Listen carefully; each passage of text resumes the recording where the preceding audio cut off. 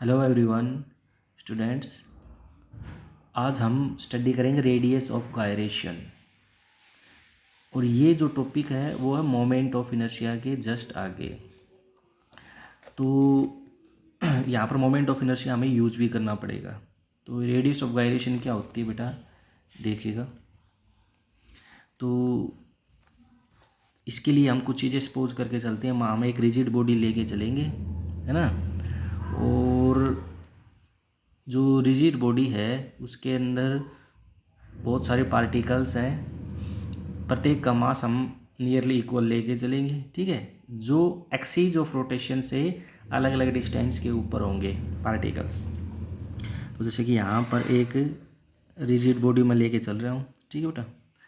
तो ये axes of rotation आप मान लो ये, और ये मान लो जेड एक्सीज। और ये बॉडी रोटेट कर रही है in anticlockwise direction with constant angular velocity omega, ठीक है। तो ये मान लो आप वाई एक्सिस और ये आप मान सकते हो Z axis, and this is the origin O. तो यहाँ पर बहुत सारे पार्टिकल्स हैं, ठीक है। मान लो यहाँ पर हमारे पास ये फर्स्ट पार्टिकल है, ठीक है। मास सभी का नियरली इक्वल लेके चलेंगे, ठीक है। और ये R1 परपेंडिकुलर डिस्टेंस के ऊपर है। उसी प्रकार ये सेकंड पार्टिकल मान लो, इसका भी मास m है, R2 परपेंडिकुलर डिस्टेंस के ऊपर। और ये थर्ड पार्टिकल मान लो, R3 परपेंडिकुलर डिस्टेंस के ऊपर m मास।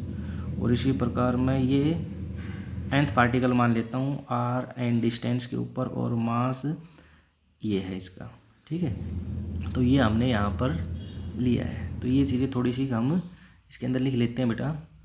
तो let us consider a rigid body. Let us consider a rigid body consists of n particles, each of mass m, ठीक है। जो R1 R2 R3 perpendicular distances के ऊपर है। तो यहाँ पर हम ये लिख लेते हैं बेटा, ये R1 R2 और ये Rn क्या है, perpendicular distances, perpendicular distances of particles from axis of rotation, from axis of rotation। तो यहाँ पर बेटा अब हम क्या लेके चलेंगे। सबसे पहले मैं एक काम करता हूँ, इस बॉडी का, और ये जो पार्टिकल्स हैं वो इसके अंदर इस प्रकार अलग अलग पोजीशन के ऊपर हैं। तो हम मान के चलते हैं कि यहाँ पर पूरे बॉडी का मास है ना, वो यूनिफॉर्मली डिस्ट्रीब्यूटेड है, ठीक है। प्रत्येक पार्टिकल का मास बराबर लिया है, यूनिफॉर्म डिस्ट्रीब्यूशन हो रखा है मास का यहाँ पर, ठीक है। तो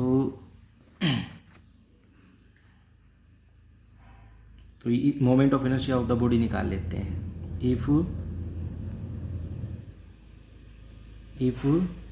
देयर इज ए continuous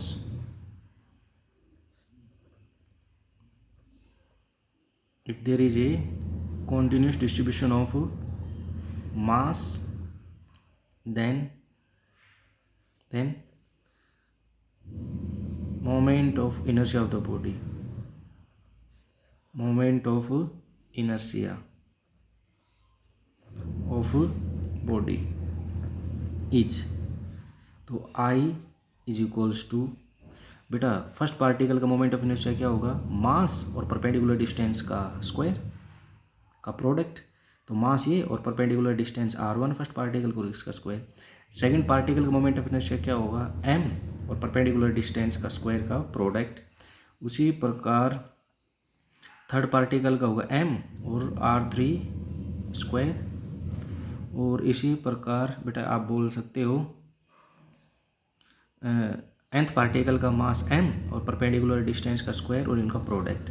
तो ये अलग अलग इंडिविजुअल पार्टिकल्स का मोमेंट ऑफ इनर्शिया आपने लिख दिया है, ठीक है। बॉडी का टोटल मोमेंट ऑफ इनर्शिया क्या होगा, इन सभी के मोमेंट ऑफ इनर्शिया को आप क्या कर दो, ऐड कर दो यहाँ पर, ठीक है। तो आई इज इक्वल्स टू, अब थोड़ा इसको मॉडिफाई कर सकते हैं, तो यहाँ से हम m कॉमन ले लेते हैं, ठीक है।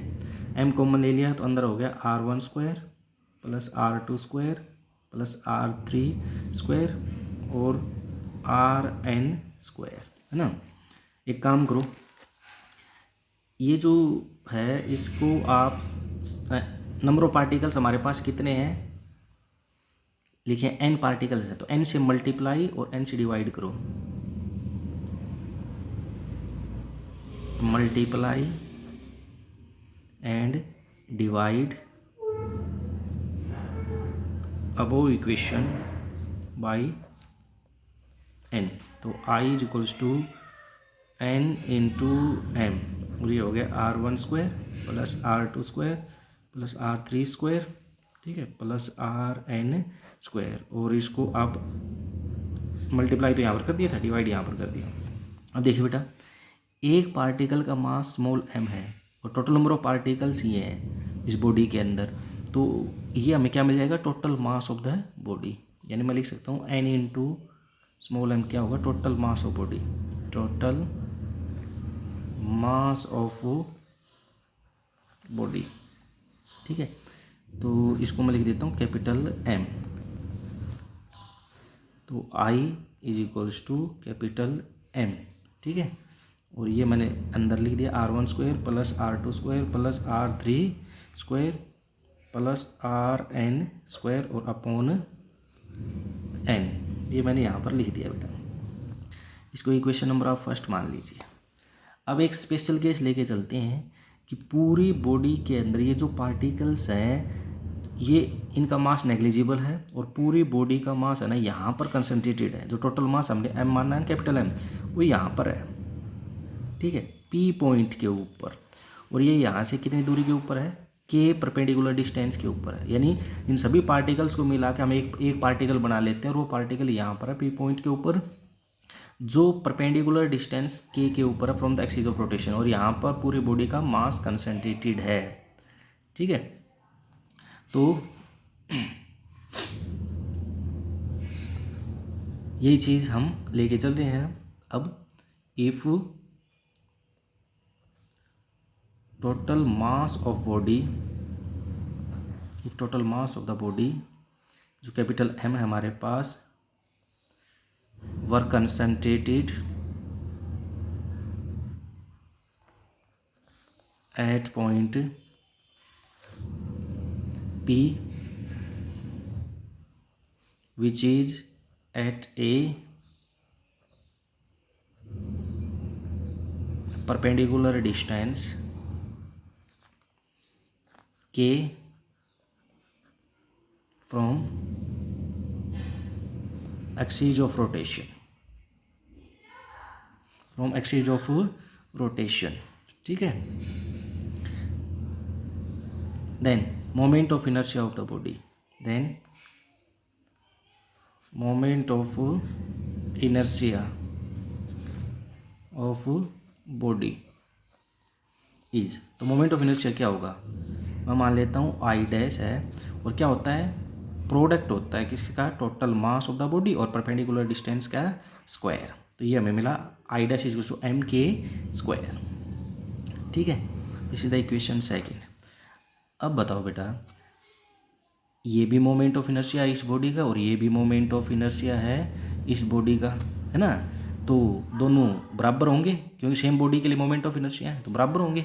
तो from equation first and second, from equation first and second we can write capital M और ये K² इज इक्वल्स टू, ये हमारे पास है कैपिटल M और ये है r1² plus r2² plus r3² plus rn², नीचे है n, m से m कैंसिल हो गया, तो k की वैल्यू आ गई बेटा ये r1² plus r2² plus r3² plus rn² और अपॉन n, ठीक है, अपॉन एन, ठीक है। तो ये जो है ना, ये के, ये है आपके पास radius of gyration, radius of gyration, ठीक है, रेडियस ऑफ गायरेशन, ये आपके पास रेडियस ऑफ गायरेशन है, ठीक है। तो रेडियस ऑफ गायरेशन के है वो आपको किस, ये क्या है बेटा, generally perpendicular distances of the particles है, ठीक है, from the axis of rotation, उनका स्क्वायर है, ठीक है, और फिर उनका मीन निकाल लिया, तो इसको हम बोलते हैं रूट मीन स्क्वायर, ठीक है, रूट मीन और स्क्वायर। देखो जो परपेंडिकुलर डिस्टेंसेस थी उनका पहले क्या किया, स्क्वायर कर दिया, ठीक है, फिर हमने क्या निकाल लिया, मीन निकाल लिया। मीन कैसे निकालते हैं, जितनी भी परपेंडिकुलर डिस्टेंसेज उनका जो स्क्वायर किया था उनको आप ऐड करके जितनी है उनसे आप डिवाइड कर दो, ठीक है। तो देखो फर्स्ट का ये था, स्क्वायर किया, सेकंड का ये था, ठीक है, और इसी और सभी को आप क्या कर दो, ऐड कर दो, ठीक है। और फिर हमने मीन निकालने के लिए क्या कर देंगे, जितनी हैं उतनी से डिवाइड कर दो, एन है तो एन से डिवाइड कर दिया, और फिर हमने क्या ले लिया, अंडर रूट, तो इसको बोलते हैं रूट मीन स्क्वायर, ठीक है। तो इस चीज़ को आप कैसे बोलोगे, बोला रेडियस ऑफ गायरेशन वो किसके इक्वल है, root mean square of the perpendicular distances of the particles from axis of rotation, ठीक है। तो रेडियस ऑफ गायरेशन को डिफाइन कर सकते हैं, radius of gyration of a body about a given axis is किसके इक्वल है बेटा, is equal to root mean square distance of particles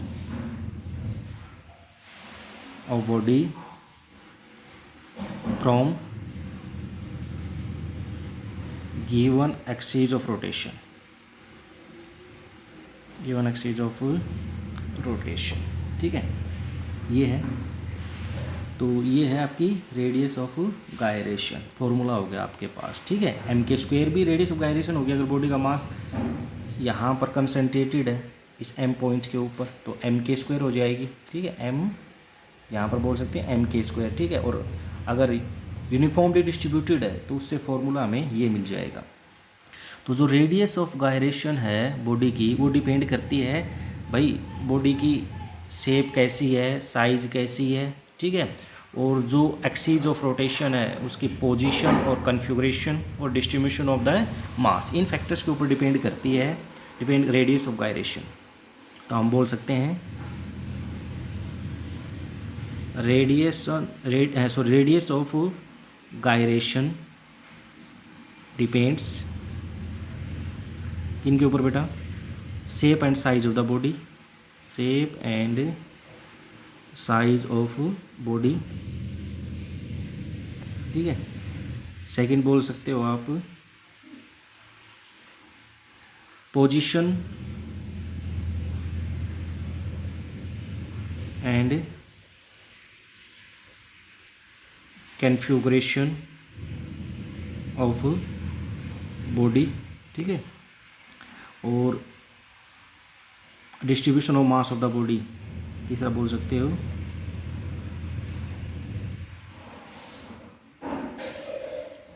distribution of mass of body about axis of rotation या with respect to axis of rotation. ये वो factors थे जिनके ऊपर वो रेडियस ऑफ गायरेशन डिपेंड करती है कि बॉडी की शेप और साइज़ कैसी है, कि भाई एक्सिस है वो आपने कहाँ ली है, कौन सी ली है। तो ये पोजीशन और कन्फिगरेशन यानी position and configuration of axis of rotation, axis of rotation, axis of rotation of body और distribution of mass of body with respect to axis of rotation. तो ये वो फैक्टर जिनके ऊपर वो डिपेंड करती है।